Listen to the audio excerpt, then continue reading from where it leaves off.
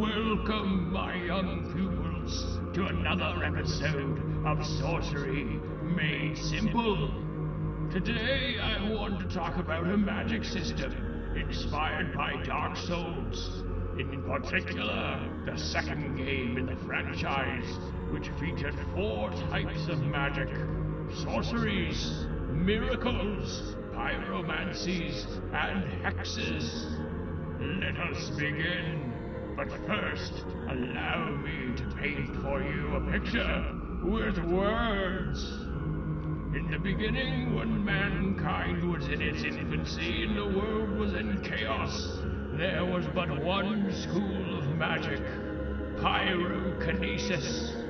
This primal fire magic, practiced by simple shamans and witch doctors, gave mankind a leg up against the wild beasts that encroached on his villages, and allowed him to light the way through these dark times. Warmth, respite, and fending off the more violent and uncontrollable elements of the natural world. These were the chief purposes of pyrokinesis. But in time, mankind grew to prominence. He built grand cities and fortresses from which he could govern the world, hunting and slaying the troublesome beasts that had antagonized him in the days of yore. His mere survival no longer an issue, the race of men was now free to focus on and refine that mysterious force which he knew so little about: magic. Great towers and cathedrals were built, centers of study and communication with the gods above. In time, man mastered 2 new schools of magic: the pure, raw, and unadulterated force that is sorcery, and the great, awe-inspiring, everlasting effects of miracles. Now man was truly master of the world. But things were bound to take a darker turn. As man explored more of the dimly remembered world of his upbringing, unearthing prehistoric burial places and moldy barrows hinted at in whispered legends. Well, you know where this is going, don't you?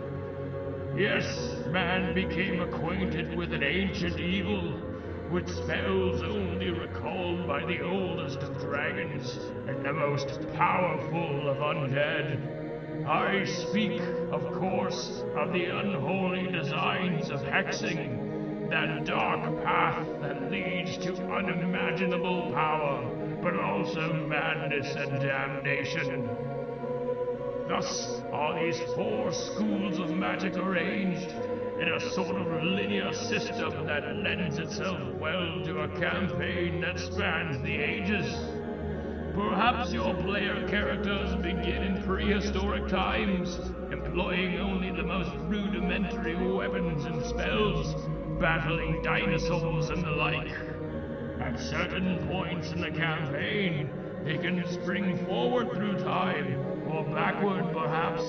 It's up to you, as the DM, to decide these things. Also, the timeline needn't end here. There's no telling how technologically advanced things can become, and transitioning into the realms of science fiction is never out of the question. Also, incorporating the other races into the equation can certainly spice things up.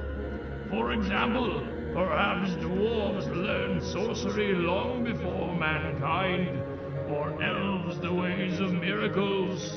It's up to you to decide.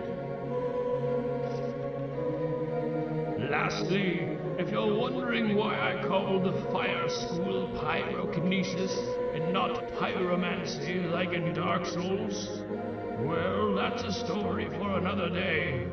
That's all for now. My name's Bashir. Thanks for watching.